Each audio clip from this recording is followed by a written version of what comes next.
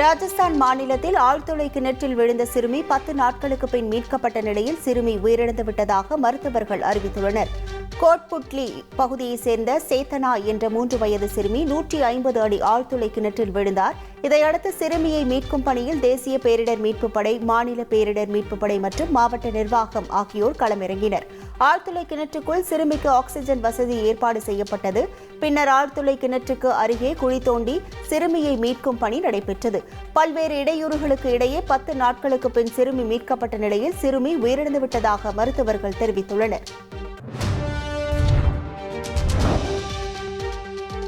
ஐரோப்பிய நாடான மாண்டினீக்ரோவில் மர்ம நபர் நடத்திய துப்பாக்கி சூட்டில் 2 சிறார்கள் உட்பட 10 பேர் கொல்லப்பட்டனர். அந்நாட்டில் உள்ள செடென்ஜே நகரத்தில் உள்ள உணவகத்திற்கு வந்த மர்ம நபர் ஒருவருக்கும் அங்கிருந்தவர்களுக்கும் இடையே தகராறு ஏற்பட்டுள்ளது. இதனையடுத்து அந்த நபர் திடீரென துப்பாக்கியை எடுத்து சரமாரியாக உங்க வாழ்க்கை உங்க கையில டெரகோட்டா பிசினஸ் மூலமா மாசம் பல லட்சம் ரூபாய் சம்பாதிக்கிறதுக்கான ஐடியாவை நாங்க கொடுக்கிறோம். ஃப்ரீடம் ஆப்பை டவுன்லோட் பண்ணுங்க. சுட்டுள்ளார். இந்த பயங்கர சம்பவத்தில் 2 சிறார்கள் உள்ளிட்ட 10 பேர் பலியாகினர்.